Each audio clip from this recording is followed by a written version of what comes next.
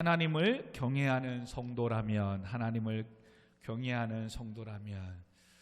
오늘도 이 말씀에 은혜가 있기를 주님의 이름으로 축원드립니다. 아멘. 항상 이야기하지만 그 많은 날들 가운데 예배는 아무나 올 수 없는 것이고, 또 오늘 이 시간에 나를 이곳에 부르신 목적은 분명 하나님께서 오늘 말씀을 통하여 내게 주시고자 하는 주의 뜻이, 말씀이 있기에 오늘도 우리를 이곳에 인도하신 줄 믿습니다. 아멘. 그러므로 오늘도 말씀을 귀담아 잘 들었으면 좋겠습니다. 우린 계속해서 지금 느헤미야를 말씀을 이제는 5장째 보고 있습니다. 하나님의 놀라운 계획은 그것입니다. 바벨론의 포로로 잡혀있는 백성들을 1차, 2차, 3차에 거쳐서 하나님은 이젠 때가 되어서 귀환을 시킵니다. 1차는 스룹바벨과 또 예수와 중심으로 그들을 귀환시켜서 무너진 예배를 회복하기 위해서 하나님은 스룹바벨 성전을 짓게 하시고, 2차는 에스라 중심을 통해서, 학사 에스라를 통해서 하나님의 말씀을 가르치고 세워나가는 일에 하나님은 또 일을 하십니다. 그리고 3차는 느헤미야 중심으로 이스라엘 백성들을 또한 바벨론의 포로에서 귀환을 시킵니다. 그리고 느헤미야를 통해서 뭐냐면 무너진 성벽을 재건하는 일들을 합니다. 이것이 어찌 보면 아무것도 아닌 것 같지만 하나님의 크신 계획이 있다고 말씀을 드렸습니다. 무너진 우리 모든 성도들이 제일 먼저 해야 될 게 바로 뭐다? 예배의 회복입니다. 예배의 회복. 그래서 70년 동안 바벨론의 포로로 있는 동안 남유다, 예루살렘은 무너졌고 황폐해졌습니다. 그래서 하나님은 그 무너진 성전을 세우기에 앞서 스룹바벨 성전을 통해서 어떻게든 하나님께 예배드릴 수 있는 예배 거처, 처소를 짓게 하십니다.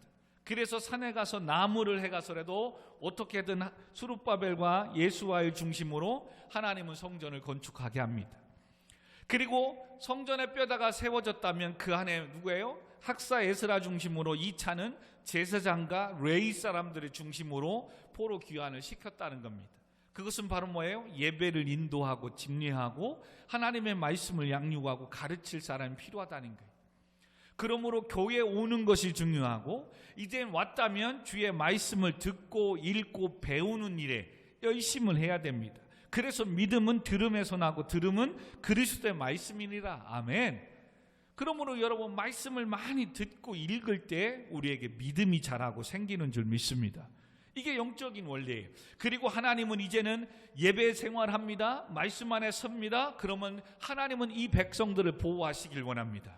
그래서 느헤미야를 통해서 성벽을 쌓게 하셔서 외부로부터 보호하시고, 또한 사단으로부터 하나님은 지키시기를, 그리고 하나님의 다시금 이스라엘 백성의 어떤 선민사상, 그래서 느헤미야를 중심으로 성벽을 재건하는 이 단계를 가지게 합니다.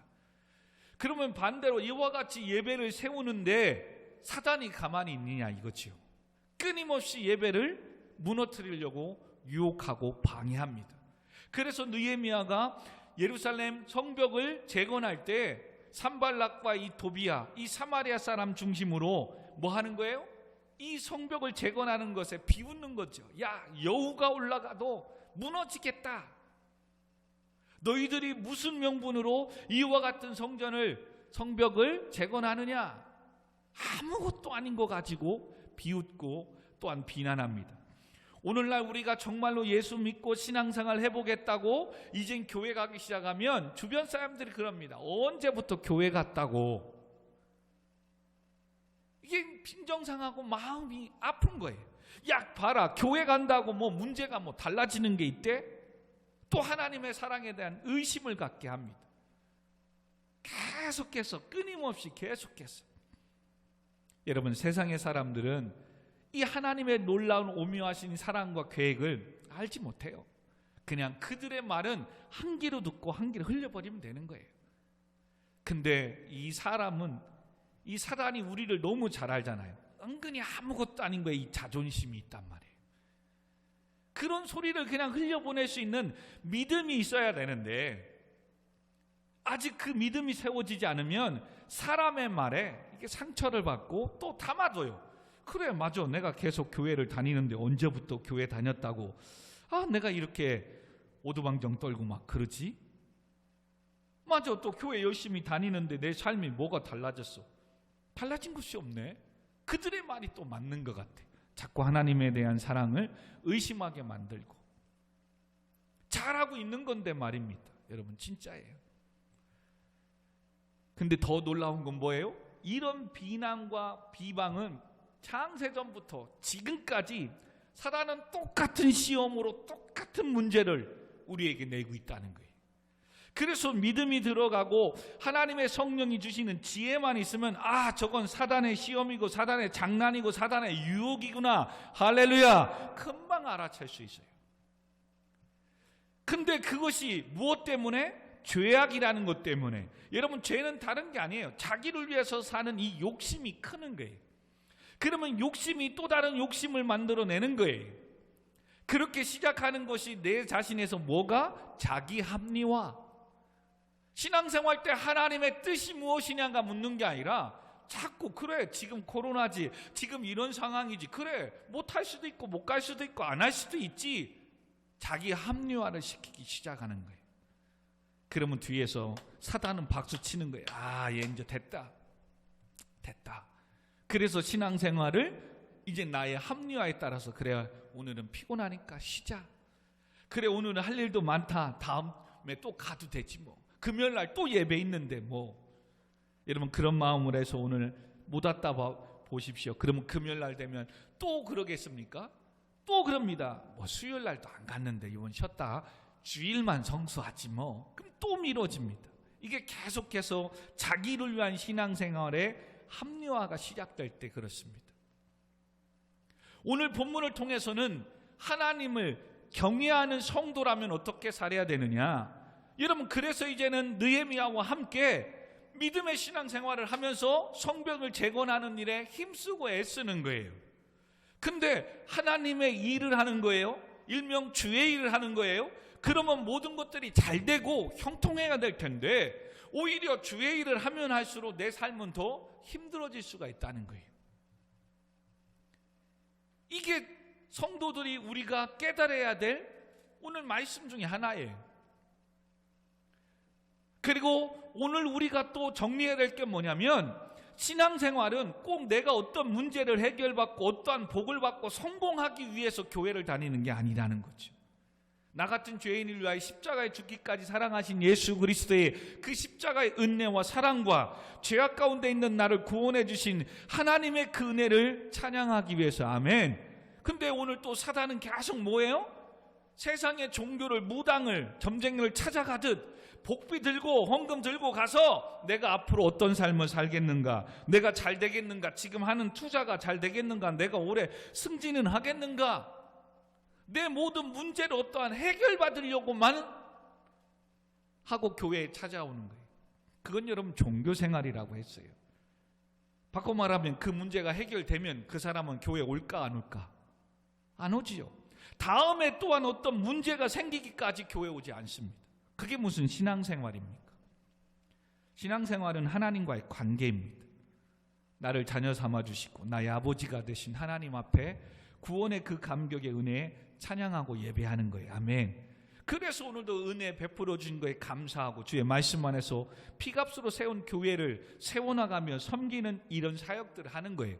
그러다 보니까 하나님께서는 주의 일들을 감당하라고 때로는 물질이 필요하면 물질을 주시고, 아멘. 그 일을 감당하도록 건강이 필요하면 늘 강건케 하시고, 아멘. 지혜가 필요하면 지혜를 주시는 거예요. 아멘. 이것이 우리는 은혜라고 하고 축복이라고 하는 거예요. 근데 이것의 전제로 가면 그건 기복신앙이 되는 거예요. 오늘도 이스라엘 백성을 통해서 하나님 그걸 가르쳐주고 싶은 거예요. 느헤미야와 함께 무너진 성벽을 재건하고 있는데 문제가 생겼어요. 어떤 문제가 생겼냐? 두 가지의 큰 문제. 하나는 환경적인 문제. 3절에 보니까, 3절 하반절에 보니까, 5장 3절에 보니까 흉년의 곡식을 어찌하였더라. 와, 흉년까지 들은 거예요. 또 하나는 5장 1절에 그때의 백성들이 그들의 아내와 함께 크게 부르짖어 그들의 형제인 유다 사람들을 원망하는데, 왜 원망을 합니까? 이거였던 거예요. 자, 여기를 보세요. 이젠 주의 일 열심히 합니다. 바벨론의 포로에 잡혀있다가 회복되니까 하나님 앞에 간절히 사모하고 했던 예배를 세우고 성벽을 세우는데 열심히 헌신을 했어요. 근데 어려움이 생겼어요. 왜 어려움이 생겼냐면 상황적으로는 이것입니다. 예루살렘이 성벽을 재건하는 일에 약 몇 년이? 16년이 멈춰있던 시절이 있었어요. 바로 사마리아 사람들이 반대를 해서 성전 건축을 재건하는데 멈췄단 말이에요. 그리고 그 멈춘 시간 동안 사람들은 뭐 했어요? 포로로 잡혀가기 전에 자기 땅으로 가서 그 땅을 차지하기 위해서 애쓰고 수고했단 말이에요. 그래서 하나님은 우리가 말씀 보았습니다. 학개의 선지자를 통해서 뭐예요? 하나님의 성전은 이렇게 황폐하였거늘 너희들은 지금 판벽한 집을 짓고 사는 이 삶이 옳으냐? 너희들의 행위를, 신앙을 살펴라. 그리고 하나님 뭐예요? 이렇게 계속된 삶을 산다면 너희들이 만일 뿌릴지라도 소득이 적을 것이다. 많이 벌어도 구멍 뚫어진 전대에 넣는 것과 같을 것이다. 먹어도 배부르지 않을 것이다. 하나님 그와 같은 학개를 통해서 선포합니다. 왜요? 바벨론의 포로에 있을 때는 하나님 여기에서 다시 회복만 시켜준다면 하나님 내가 예배 생활 잘하고 하나님의 무너진 성전을 건축하고 세워나가겠습니다. 얼마나 간구했는데요. 그래서 회복되고 나서 하나님의 성전을 재건하고 나아가는데 이게 일사천리하게 쫙 돼야 되는데 반대하는 사람이 생기거든요. 사마리아 사람들 산발람과 도비아가 왜 반대를 했어요? 이들은 어떤 사람이었냐면 바로 바벨론이 남유다를 점령했을 때에 이스라엘 백성들이 다 잡혀갈 때 이들은 뭐 한 거예요? 바벨론 사람들과 짝하고 결혼하고 통혼하고 이스라엘을 배신한 사람이거든요. 쉽게 여러분들에게 얘기했어요. 우리 대한민국도 일제강점기 때 36년 동안 일본에 의해서 지배를 받던 때가 있었단 말이에요. 정말 나라를 독립을 찾기 위해서 애쓰는 정말로 독립운동가와 함께 백성들이 있는가 하면 이 나라를 빼앗긴 것도 억울한데 오히려 빼앗은 일본의 손을 잡고 오히려 같은 민족을 못살게 굴고 괴롭히는 사람들이 있었단 말이에요. 그걸 우리는 뭐라고 하는 거예요? 친일파라고 하는 거예요. 바로 사마리아 사람들이 그와 같은 일을 한 거예요. 그래서 70년 동안은 얼마나 털을 잡고 살았어요. 빈집이니까. 근데 다시 그들이 돌아와서 자기 땅을 찾는다고 하면 자기가 70년 동안 농사짓고 했던 땅을 다시 돌려줘야 되거든. 그러니 남의 땅을 자기들이 70년 동안 잘 먹고 살았으면 됐는데도 그동안에 70년 동안 자기 것이 돼버린 것처럼 착각한 거죠. 그래서 이것을 빼앗길까봐 뭐해요? 반대하기 시작하는 겁니다. 여러분 세상은 그런 거예요. 세상은. 그리고 성도들도 하나님의 일을 하는데 이게 잘 돼야 되는데 사단이 또 제일 가까운 사람들이 반대하면 그 반대에 의해서 신앙생활을 잠시 멈추게 되고 미루게 되고 이렇게 되는 거예요. 근데 뭐더라? 잠시 그렇게 멈춰있을 때 학개성전을 통해서 선포하자 다시금 일어나서 다시 재건하고 열심히 하는데 두 가지 일이 생겼다니까요. 하나님의 일을 열심히 하는데도 나라가 지금 흉년이 들어버렸어요. 어려운 상황이 됐단 말이에요. 그렇다 보니까 사람들이 어떻게 했어요? 하나님의 일도 해야 되죠. 하나님의 약속하신 이 성벽을 재건하기도 해야지요. 가정을 꾸려나가야도 해야 되죠. 그러다 보니까 뭐예요? 돈을 빌리기 시작한 거예요.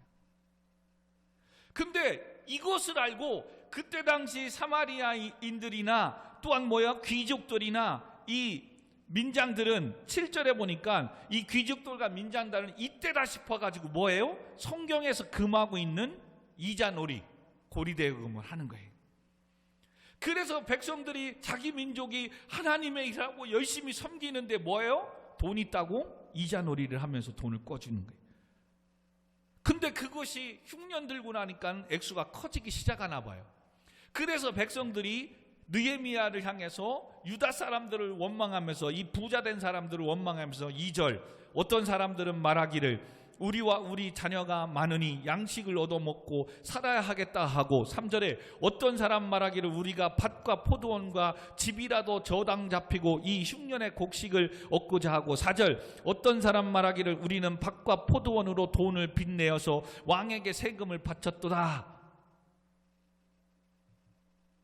지금 원망하는 내용이 뭐예요? 어떤 사람 밭과 포도도 저당 잡혀가지고 이자놀이에 돈을 많이 걷어들이고 하는 사람 앞에 하고, 더 나아가 이젠 어떻게 된 거예요? 5절에 우리 육체도 우리 형제의 육체와 같고 우리 자녀도 그들의 자녀와 같거늘 이제 우리 자녀를 종으로 파는도다. 이스라엘 그때 제도는 돈을 빚졌는데 갚지 못하면 자녀를 팔아서라도 그 빚을 갚아야 된 거예요.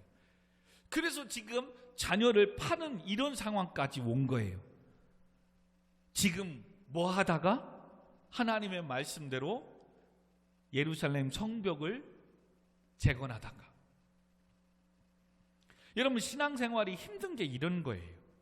정말 주의 말씀 붙잡고 열심히 교회의 사역 감당하고 주신 사명 감당하고 섬기는데 시험에 떨어지네. 오히려 경제적으로는 나아지지가 않네. 오히려 더 열심히 하면 할수록 더 힘든 것 같은 그런 때가 온단 말이에요. 이게 신앙생활이 힘든 거예요.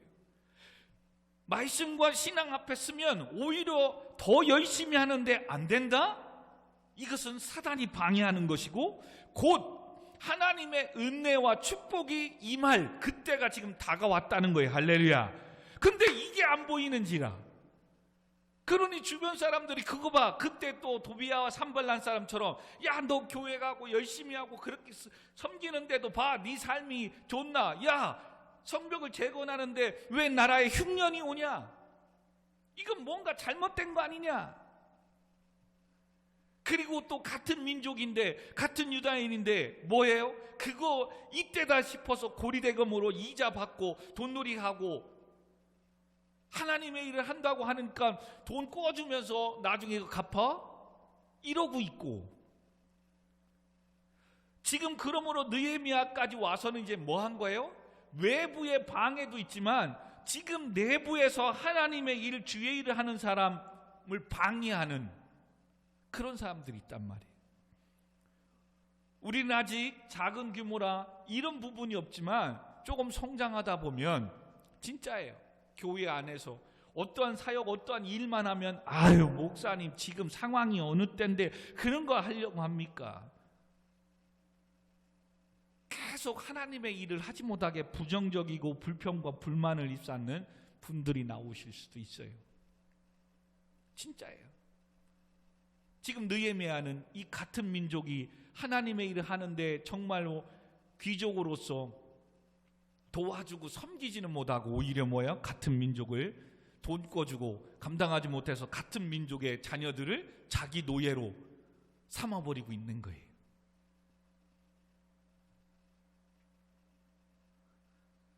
그러므로 사랑하는 성도 여러분, 섬김과 헌신과 주의 일을 감당할 때 때로는 흉년이 우리의 삶 가운데 올 수 있다는 걸 기억해야 돼요. 그때 우리는 무엇을 알아야 된다고요? 하나님을 경외하는 성도로서 내가 왜 이렇게 예배를 드리고 내가 왜 이렇게 교회에 와서 주신 사명을 감당하고 있는가, 이걸 알아야 되는 거예요. 서두에 말씀을 드렸어요. 지금 내가 어떤 문제를 해결받고 어떠한 응답받기 위해서 섬기는 거 물론 있을 수 있지만 죄악에서 구원해 주신 이 하나님의 십자가의 은혜에 감사해서 오늘도 우리는 이름도 없이 빛도 없이 예배하며 섬기며 죄악에서 구원해 주신 하나님의 은혜를 오늘도 찬양하러 예배하러 주 앞에 온 것이 먼저이고 이것이 본질이라는 거. 아멘. 그러므로 이걸 해결해 주든 뭐 안 해든 사실 상관이 없는 거예요. 그냥 지옥 가야 될 인생이 하나님의 백성 삼아주시고 구원해 주신 은혜 감사해서 예배하는 거예요. 아멘. 근데 사단은 자꾸 딜을 하는 거예요. 야, 너 이렇게 섬겼는데 하나님 복주대? 야, 이렇게 했는데 뭐 목사님 매일 30배, 60배, 100배 채워준다는데 채워주대? 여러분, 채워주십니다. 아멘. 근데 이 신앙의 이런 단계가 넘어가야 되는 거예요. 그러자 느헤미야 입장에서는 지금 같은 민족으로서 하나가 돼서 하나님의 일을 감당하고 나아가야 되는데, 이게 조금 배웠고 또 가진 사람이 뭐야, 이렇게 한다고 가만히 있을 수가 없는 거죠. 그래서 뭐합니까? 6절에 내가 백성의 부르짖음과 이런 말을 듣고 크게 노하였으나 깊이 생각하고 귀족들과 칠저 민장들과 꾸짖어 그들에게 이르기를 너희가 각기 형제에게 높은 이자를 취하는도다 하고 대회를 열고 그들을 쳤대요. 와, 이자놀이를 하고 있는 거예요. 이자놀이.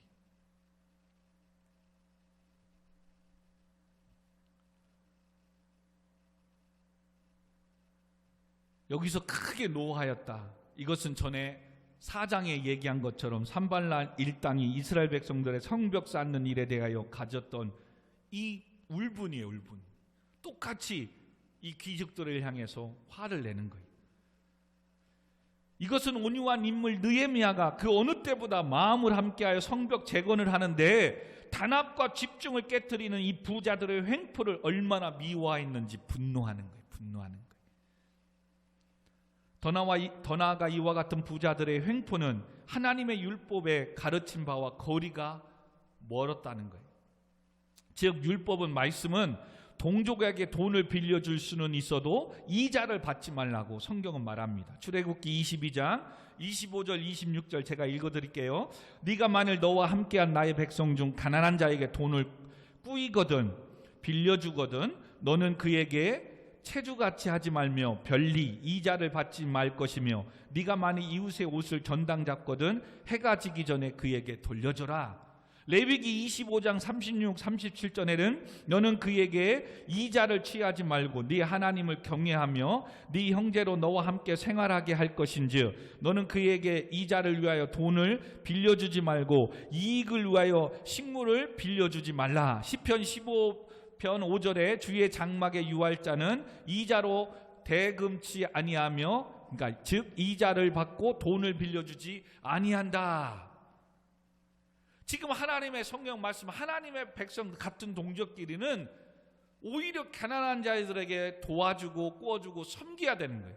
늘 예수님도 고아와 가부와 나그네 된 자들을 섬기고 도우라고 했는데 오히려 그들을 향해서 뭐 한 거예요? 이자놀이를 하고 있는 거예요. 이건 하나님의 말씀에도 어긋난 거예요.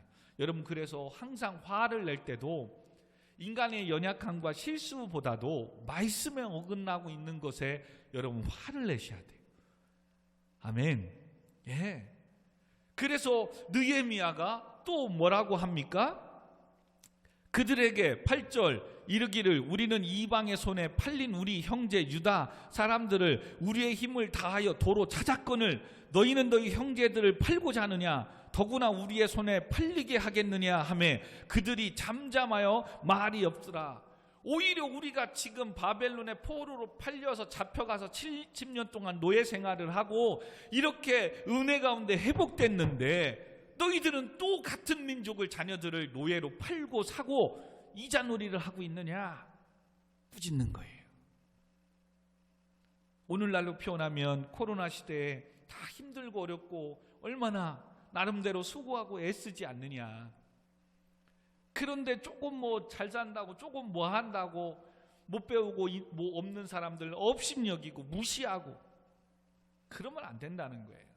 오히려 힘들고 어려울수록 하나가 되어서 하나님 피값으로 세운 교회를 섬기는 것, 이거 해야 되는데 지금 너희들의 행동은 뭐다? 옳지 않다, 좋지 않다. 그게 이제 9절에 얘기합니다. 내가 또 이르기를 너희의 소행 행동이 좋지 못하도다.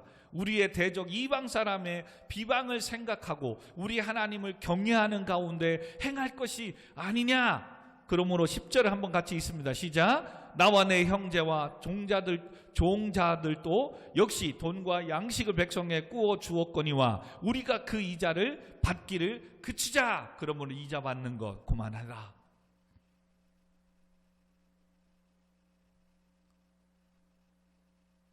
그랬더니 13절을 한번 읽겠습니다. 13절 시작. 내가 옷자락을 털며 이르기를 이 말한 대로 행하지 아니하는 자는 모두 하나님이 또한 이와 같이 그 집과 산업에 털어 버리실지니 그는 곧 이렇게 털려서 빈손이 될지로다 하매 회중이 다 아멘하고 여호와를 찬송하고 백성이 그 말한 대로 행하였더라. 이자 받고 계속 그렇게 해서 같은 민족 힘들고 어렵게 하면 끝내는 빈손이 될 거래요. 하나님 털어버리셔서 너 빈손이 되는 인생 살 거래요. 그랬더니 하나님의 말씀, 느헤미야의 말씀을 듣고 그 말대로 하지 않기로 합니다. 사랑하는 성도 여러분, 이게 소망이 있는 거예요. 주의 말씀으로 권면하고 외치면 들어야 되는데, 아까 얘기했어요. 자꾸 사단은 자기를 위해서 살게 하고 그 욕심은 무엇으로 간다? 자기 합리화. 청년들 있고 학생들이 있어서 이해하기 쉽게 설명합니다. 오늘도 교회에 올 수 없는 상황, 하나님의 일을 헌신하고 섬길 수 없는 상황이 있을 수 있어요. 그럴 때 계속해서 우리는 뭐 한다고요? 자기 합리화를 시키는 거예요. 오히려 하나님의 일을 감당하고 주 앞에 예배하러 나아가고 하나님을 섬겨야 되는데 지금 내가 그렇게 하지 못한 거에 대한 내 자신의 연약함을, 부족함을 알면 그는 엎드려 도와달라고 기도해요. 근데 사단의 표현에, 사단의 유혹에 넘어간 거는 목사님 내일 시험인데, 목사님 내일 중요한 일이 있는데, 오늘 열심히 일해서 피곤한데, 그러니까 섬길 수 없고 갈 수 없고, 그거 당연한 거예요. 지금 코로나 상황에 어떻게 해도 한 푼이라도 더 벌어야 되지 않겠습니까? 여러분, 그 모든 말들이 틀린 말은 아니라니까요. 근데 지금 계속 그렇게 합리화시켜버리는 거예요. 합리화시켜버리는 거예요. 그러니 오늘도 진짜 일하다가 또 각자 공부하다 자기 일 애쓰다가 피곤함에도 이렇게 하나님 앞에 달려오는 것, 여러분 이게 은혜이고 교회에 소망이 있는 거예요. 아멘. 진짜예요. 진짜예요. 그런데 사단에 잡힌 사람은 항상 뭐예요? 오늘 뭐 피곤한데 하루 쉬어도 되겠지. 지금 상황이 이런데 안 가도 되겠지. 여러분 물론 안 가고 쉬어도 진짜 됩니다. 아무 일을 일어나지 않습니다. 그러나 뭐가? 하나님을 향한 이 교회에 세워지는 이 일들이 늘 더디게 되는 거예요. 하나님의 축복과 은혜를 받는 일이 자꾸 딜레이 되어져 가는 거예요. 그래서 하나님은 오히려 하나님을 경외하는 성도라면 지금 주의 일 열심히 하고 교회에 헌신하는 이런 사람들을 위해서 내가 조금 여유가 있고 여유가 생겼다면 오히려 그들을 돕는 자가 되라고 말씀하는 거예요. 이들처럼 이자놀이하고 하나님의 말씀을 어기는 게 아니라 오히려 이들이 정말로 하나님의 일을 하고 주의 일을 할 수 있도록 도우래요. 그래서 하나님을 경외하는 자는 그의 계명을 지킬 것이다 라고 이야기합니다. 잠언서 14장 31절에 보면 가난한 사람을 학대하는 자는 그를 지으신 이를 멸시하는 자요, 궁핍한 사람을 불쌍히 여기는 자는 주를 존경하는 사람이다. 그러면서 뭐라고 이야기하냐면 오히려 가난한 자들을 섬기고 돕고 불쌍히 여기는 건 하나님께 꾸어주는 자래요. 하나님께 꾸어주는 자. 그래서 잠언 19장 17절에 보면 가난한 자를 불쌍히 여기는 것은 여호와께 꾸어드리는 것이니 그의 선행을 그에게 갚아주리라. 하나님께 꾸어주는 거래요. 와, 성경에서 유일하게 어떻게 사람이 하나님을 꾸어줄 수 있습니까? 가난한 사람을 도울 때 하나님의 입장에서는 지금 나를 위해서 섬기고 나를 꾸어주는 거래요. 그렇다면 하나님은 전능하신 분이라 꾼 거보다 30배, 60배, 100배 갚아주실 줄 믿습니다. 아멘. 그리고 또 하나는 시편 41편에 보면 가난한 자를 보살피는 자에게 복이 있으며 재앙의 날에 여호와께서 그를 건지시리로다. 아멘. 인생을 살아가면서 재앙의 날에, 힘든 날에 오면 가난한 자를 보살펴 준 그것 때문에 그 재앙이 네게 닥쳐도 내가 그 재앙에서, 그 환난에서 너를 구원해 주겠다, 건져 주겠다. 왜요? 그 일이 하나님께 꾸어드린 거니까 하나님은 네가 힘들고 어려울 때 건져냄으로 전에 꾸임 받았던 걸 갚아주시는 거지요. 아멘. 여러분, 이게 은혜고 이게 축복받는 비결이고 이게 복이라는 거예요. 아멘. 우리가 어떠한 것을 받기 위해서 이게 아니라 말씀대로 살았더니, 가난한 자를 돌보고 불쌍히 여기고 섬겼더니 재앙의 날에 하나님께서 건져주신대요. 왜요? 그 가난한 자를 불쌍히 여기고 돕는 것은 내게 꾸어주는 거기 때문에. 그리고 신약 성경에도 마태복음 25장 35절 40절에 보면 예수님을 믿고 구원받는 성도에게 예수님이 이렇게 얘기해요. 내가 줄일 때에 너희에게 먹을 것을 주었고, 너희가 목마를 때에 마시게 하였고, 나그네 되었을 때 영접하였고, 벗었을 때 옷을 입혔고, 병들었을 때 돌아보았고, 옥에 갇혔을 때 와서 나를 돌아보았다. 근데 사람들이 얘기합니다. 예수님이 줄일 때 내가 먹을 거 주지 않았는데요? 목마를 때 물도 안 드렸는데요? 왜 우리가 예수님 앞에 그런 일을 했다고 하죠? 그때 예수님이 대답하여 가라사대 내가 진실로 너희에게 이르노니 너희가 여기 내 형제 중에 지극히 작은 자 하나에게 한 것이 곧 내게 한 것이다 라고 말씀하는 거예요. 그래서 로마서 12장 13절에 성도들의 쓸 것을 공급하며 손 대접하기를 힘쓰라. 갈라디아서 6장 10절에 그러므로 우리는 귀에 있는 대로 모든 이에게 착한 일을 하되 더욱 믿음의 가정들에게 할지어다. 디모데전서 16장 17, 18절을 네가 부자들을 명하여 선한 일을 행하고 선한 사업에 부하고 나눠주기를 좋아하게 하라. 부자들이 계속해서 부자가 되고 그걸 유지하려면 뭐라고요? 선한 사업에 부하고 나눠주기를 좋아하는 부자가 되게끔 디모데에 가르쳐라 라고 말씀하고 있어요.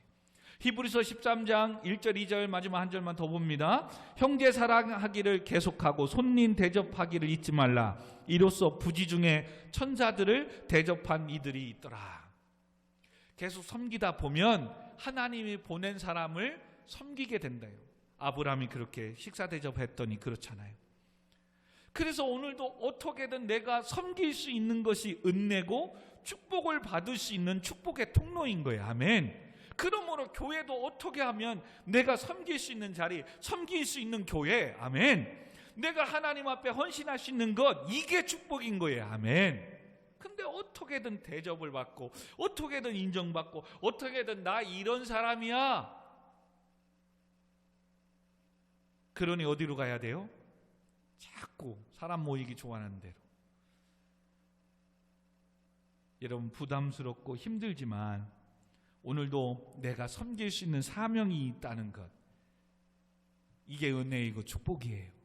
아멘. 다만 이것만 알면 돼요. 그걸 할 때 반대로 사단은 싫어한다는 거예요. 왜요?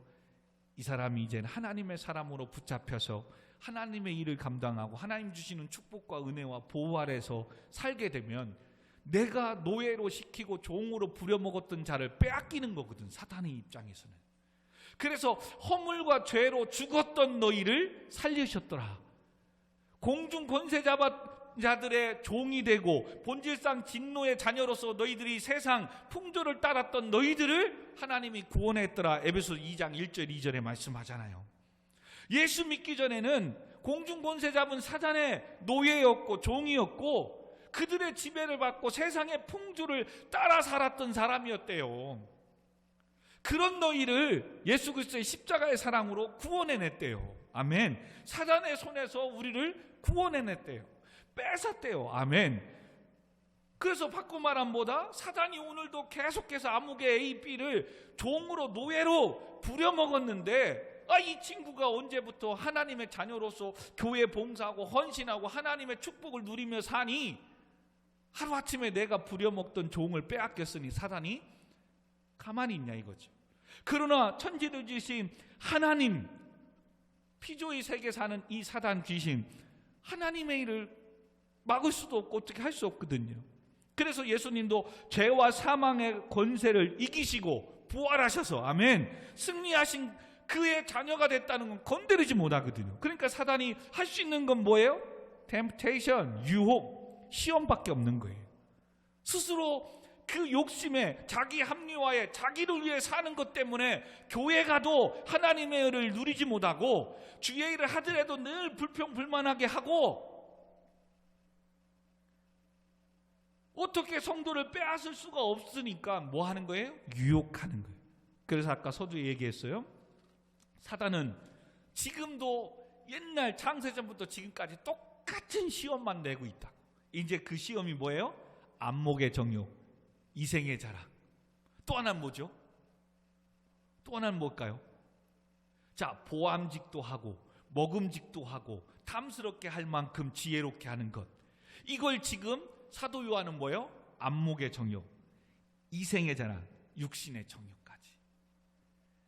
그래서 계속해서 어떤 사람은 먹는 거에 연약한 사람은 이 먹는 거로 유혹하는 거예요. 그래서 청년 학생들 맛있는 거 좋아하는 사람 친구가 갑자기 야 뷔페 가자. 그러면 매일 교회 가는 거 뭐 금요일날 가지 뭐 수요일날 빠져도 되지 하고 친구 생일날 뷔페로 그냥 넘어가는 거죠. 돈에 물질에 약한 사람 뭐예요? 오늘 저녁에 일하면 특근으로 해가지고 10만 원 더 붙여서 하루 20만 원 줄 테니까 특근 일하라고. 그럼 뭐 해요? 저 예배 드리러 가야 됩니다.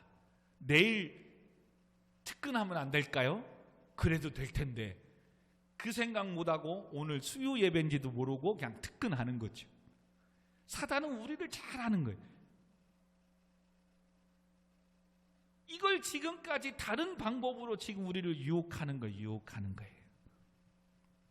그러므로 하나님을 경외하면서 살았던 삶을 조금 더 적용으로 두 사람만 소개해드리고 말씀을 마무리하려고 합니다.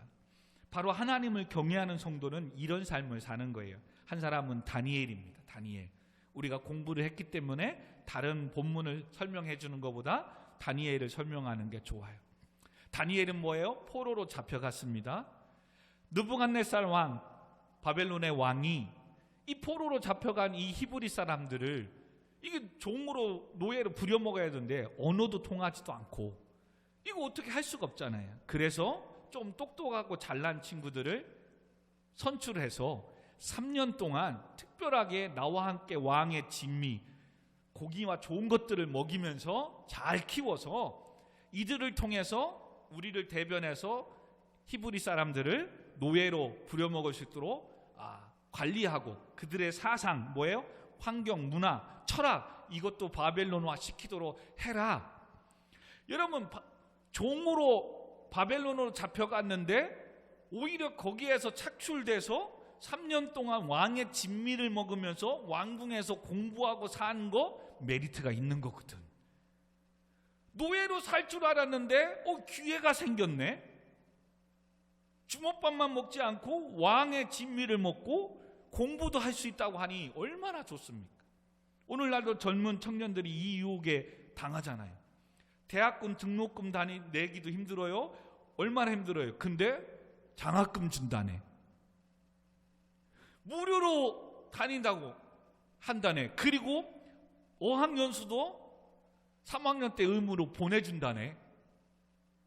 그게 어디 대학입니까? 통일교 재단인 선문대학교입니다.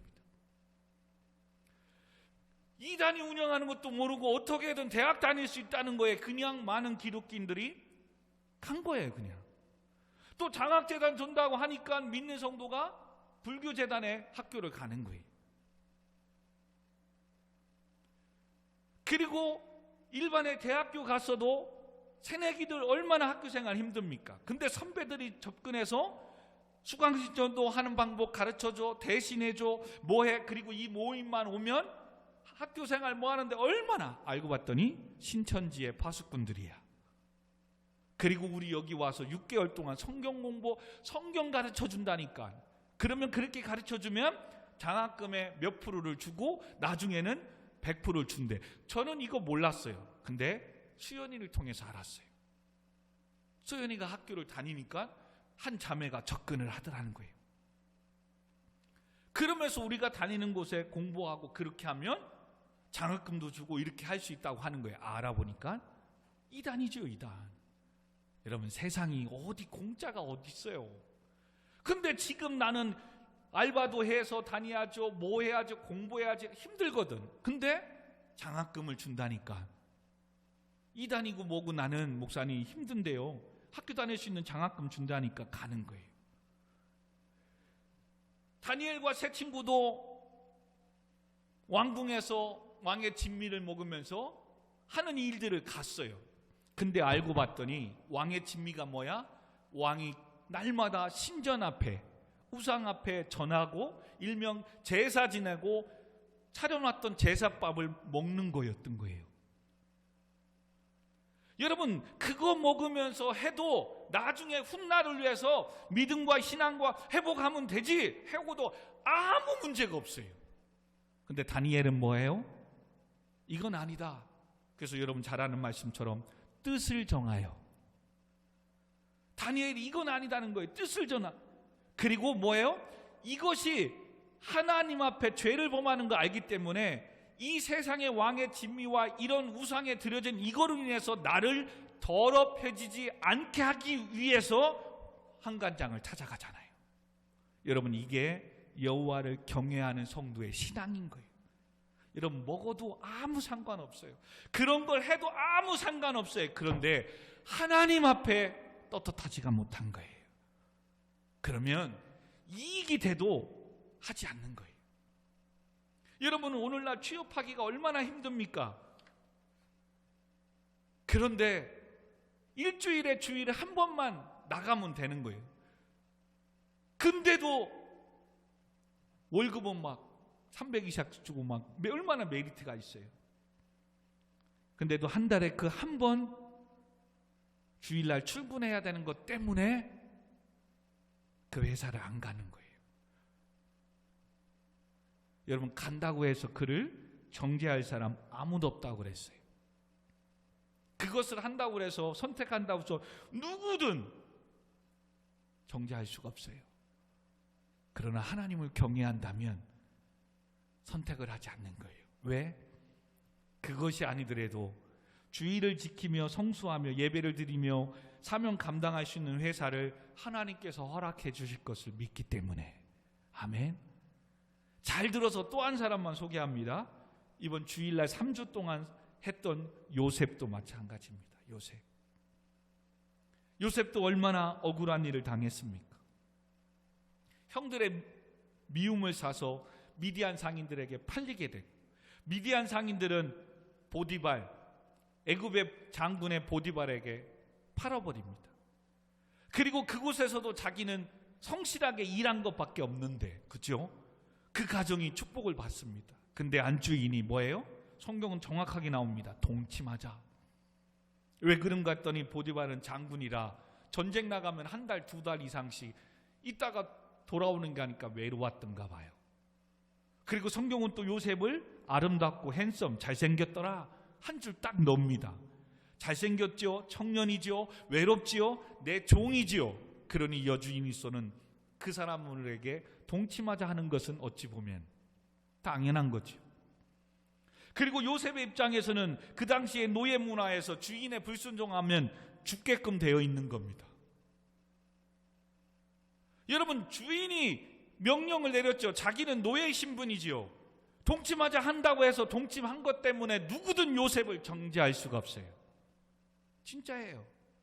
그러나 그렇게 했다면 정죄할 수는 없지만 애굽의 총리까지 되는 축복의 인생을 요셉은 살지는 못했겠죠. 하나님이 쓰시지 않으니까. 그럴 때 요셉은 생명을, 목숨을 담보하더라도 뭐 했더라? 거절했더라. 근데 사단은 그냥 있습니까? 성경에 우리 봤죠? 날마다 와서 찾아와서 동침하자 했더라고. 근데도 요셉은 그때 뭐라고 합니까? 이와 같이 동침하는 것은 하나님께 죄악을 범하는 것이기 때문에. 할렐루야. 하도 상관없어요. 누구도 뭐라고 못해요. 근데 하나님께 죄악을 범죄하는 거기 때문에 할 수 없다라고 얘기해요. 그리고 그것 때문에 억울하게 뭐예요? 그 여인이 옷을 하나 벗고 나서 이 히브리 사람 노예가 나를 겁탈하려고 했다고 또 소문내잖아요. 누가 노예의 말을 듣겠어요? 그러니 요셉은 억울하게 정절을 지키는 것 때문에 또 감옥에 갇히게 됩니다. 누가 볼 땐 저 바보 등신, 그거 하룻밤 잔다고 누가 무슨 일이나, 그거 한번 먹는다고, 그거 한번 빠진다고 누가 뭐라고 그래? 맞습니다. 뭐라고 할 사람 아무도 없습니다. 그러나 하나님 앞에 쓰임 받는 데는 한참 또 딜레이가 될 겁니다. 그렇게 억울하게 감옥에 갇히지만 웬걸 바로 왕의 술 맡은 간원장과 떡 굽는 사람이 잘못해서 그 감옥에 갇히잖아요. 여러분, 애굽의 감옥이 거기밖에 없겠어요? 보디발이 자기 노예들 죄 짓고 뭐 하면 갇히는 이 감옥에 왜 하필 바로 왕이, 애굽의 왕이 자기와하고 비서실장 같이 있는 떡 굽는 빵 굽는 사람을 보디발의 그 장군의 그 감옥에 그들을 가두었을까? 이게 하나님의 은혜인 거예요.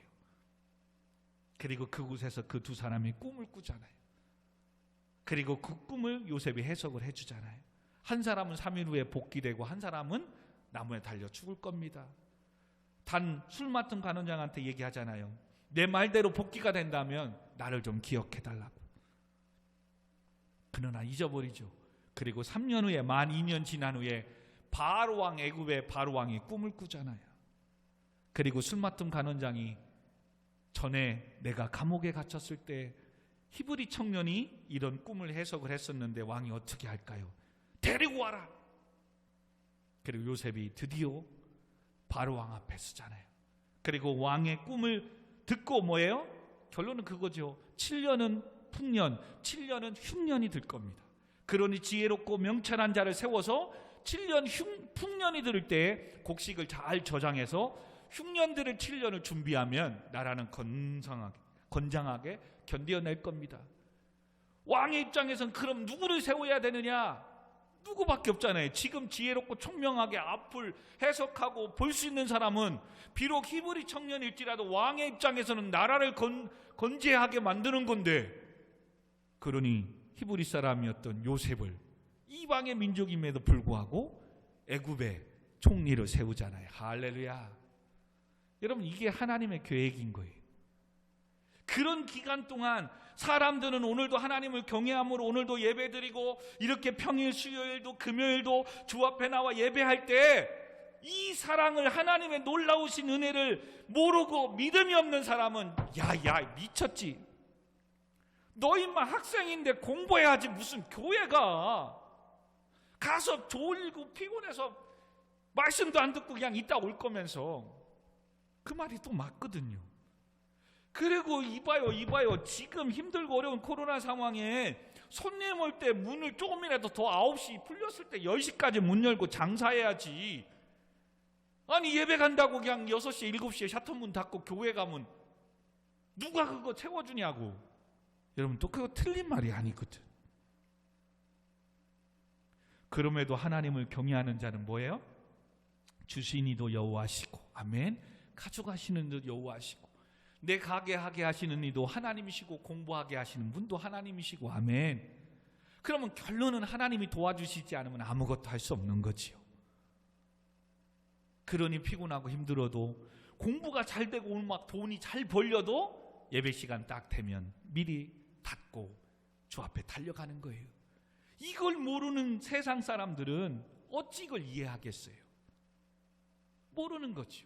이게 신앙생활이에요. 그리고 이게 힘든 거예요. 그래서 하나님의 은혜를 입어야 되고, 하나님은 그런 자를 찾고 계시고, 아멘. 그래서 사랑하는 성도 여러분, 공부해서 남주자, 김영길 씨가 쓴 책이 있어요. 공부해서 남주자. 근데 이 김영길 저자는 한동대학교 초대 총장님이셨어요.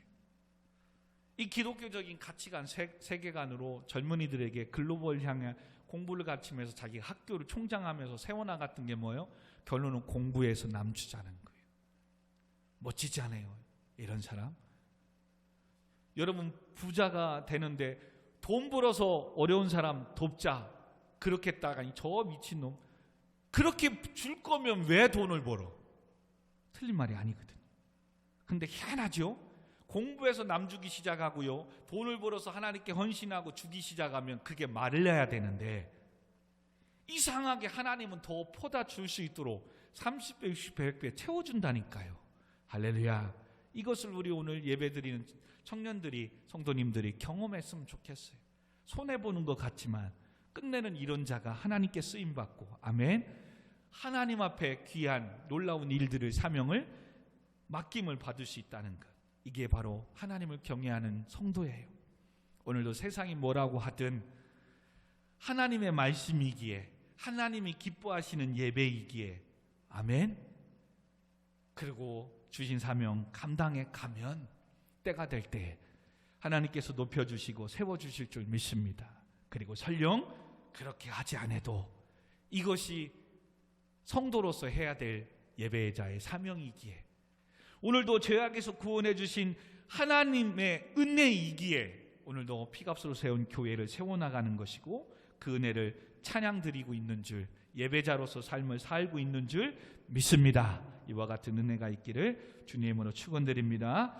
아멘. 그러므로 이 시간 우리 같이 폐회송 마지막 날에 우리 같이 찬양하고, 하나님 6월달이 시작되었습니다. 한 달도 성도님들의 가정과 직장과 사업장 가운데, 우리 청년 학생들 가운데, 또 군복무 중에 있는 청년들과 부대 가운데 하나님 지켜주시고, 코로나와 변이 바이러스부터 하나님 지켜주시고 강건케 해달라고, 6월달에는 더욱더 교회가, 성도의 삶이 풍성하게 하시고 하나님 복을 내려달라고 우리 같이 찬양하고 기도하십시다. 또 새 정부가 들어섰습니다. 또 6일 지방선거로 우리 수원도 경기도지사, 또 수원시장, 시의원들 이렇게 되어져 있습니다. 우리 같이 하나님 일들, 주의 나라를 위해서 수고하고 애쓰게 해달라고 여러분 기도해 주시고, 또 북한 여러분 기도해 주셔야 됩니다. 가뭄으로 힘들고 어려운 가운데 있고, 또 코로나로 인해서 400만 이상이 지금 통계적으로 이렇게 해서 죽어가고 있고, 이렇게 됐다. 우리 동포들 하나님 불쌍히 여겨주시고,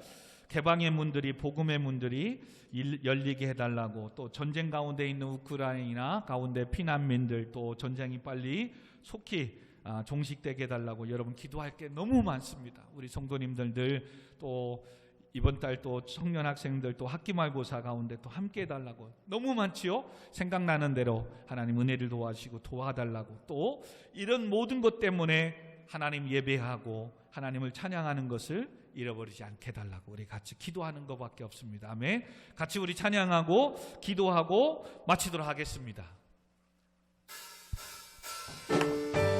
우리 같이 여러분 오늘도 이 예배 가운데 하나님 함께 하심을 믿습니다. 오늘도 성령 하나님의 충만하심을 통해서 능력받아 모든 일들을 감당해 나가기를 소망합니다. 아멘. 마지막 날에 나는 내가 나의 영 모든 백성에게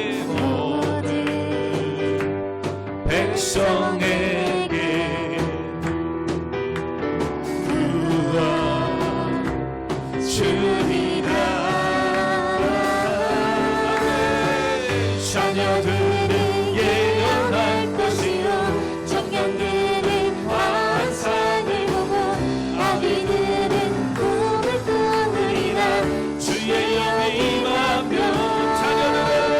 자녀들은 예언할 것이요 청년들은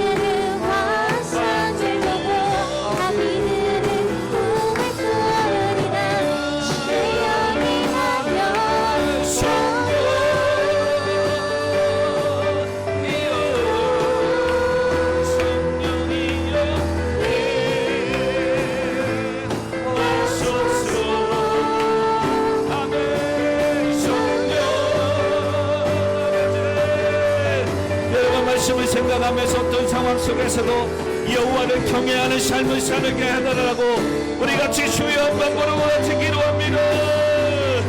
주여 믿습니다.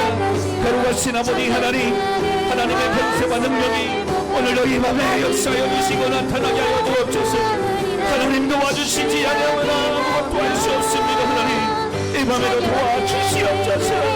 아버지 세상과 타협하지 않게 하시고 믿음으로 살게 하시고 말씀 안에 살아가게 하여 주옵소서. 그러므로 여호와를 경외하는 삶을 살게 하시고 하나님 앞에 범죄한 모든 것들을 회개하며 용서하여 주옵소서. 아버지 하나님 오늘도 하늘 문을 열게 열어응답하시고 우리의 모든 심령들 가운데 주의 나라가 영광이 임하게 하여 주시옵소서. 아버지 하나님 성도님들의 가정을 직장을 사업장을 붙잡아 주시옵소서. 우리 자녀들과 청년 학생들의 군복무 중에 있는 청년들과 부류를 붙잡아 주시고 인도하여 주시고 코로나부터 지켜주시고 보호하여 주시옵소서. 아버지 하나님이여 길들을 열어주옵소서. 지혜의 문을 열어주시옵소서. 합격의 영광을 열어가여 주시고 시험의 문을 열어주시옵시고 하나님의 나라와 영광을 위하여 살아가게 하시고 아버지 그런 가운데도 피값을 세운 교회들을 섬기며 사랑하며 섬겨나가게 하여 주옵시기를 간절히 간구하노라미라. 아버지 상한 심령들이 육체들이 있습니까? 내가 예수 그리스도 어린 양의 보혈을 피로 먹으노니 모든 병만을 세라로 물러갈지어다. 주여 강건케 하시고 치유하여 주시고 모든 문제들을 해결하여 주옵소서. 그러므로 하나님의 영광을 위해 살게 하여 주옵소서. 아버지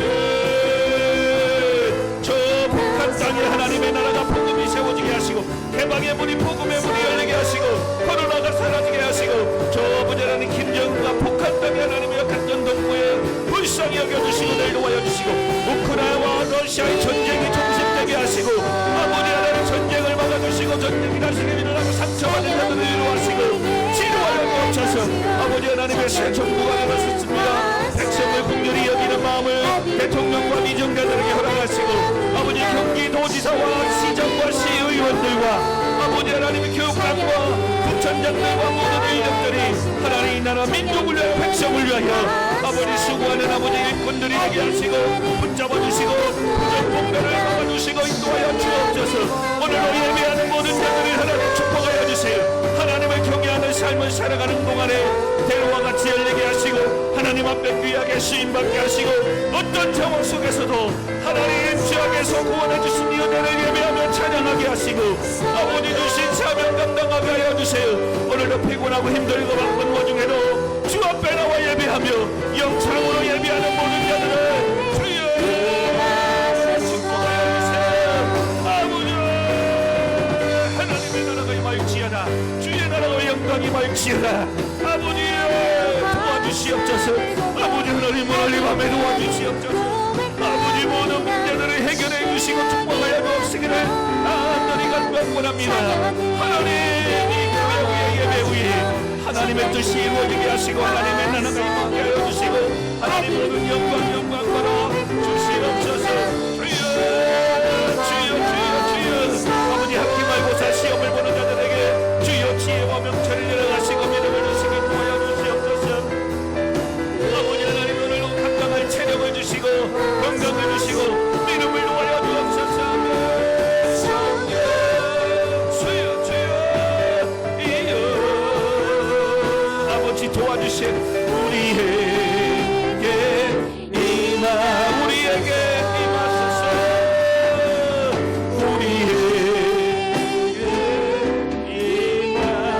임하소서. 살아계신 아버지 하나님을 찬양합니다. 오늘도 내가 선포하오매 병든 자에게 이런 표적이 따르리니 손을 얹으니 나을 것이라고 하신 아버지, 오늘도 믿음의 손을 얹어싸움에 주여 치유하여 주시고 깨끗하게 고쳐주시며 연약한 자들을 강건하게 세워 주시옵소서. 내가 예수 그리스도의 이름으로 선포하며 모든 일은 범사에 잘되며 형통할지어다. 아버지 영광 받아주시고 날마다 이 말씀 붙잡고 하나님을 경외하는 성도의 삶을 살아가게 하여 주시옵소서. 모든 영광 하나님께 올려드리오며 예수 그리스도의 이름으로 간절히 기도하옵나이다. 아멘. 아멘. 아멘. 주님 감사합니다. 아버지 영광 받아주세요. 오늘도 아무나 올 수 없는 이곳에 와서 예배드리게 하심을 감사합니다. 주여, 하나님을 경외하는 삶을 살게 하시고 어떤 상황 속에서도 베푸신 은혜를 찬양하며 예배하며 살아가게 하여 주옵소서. 예수님의 이름으로 기도합니다.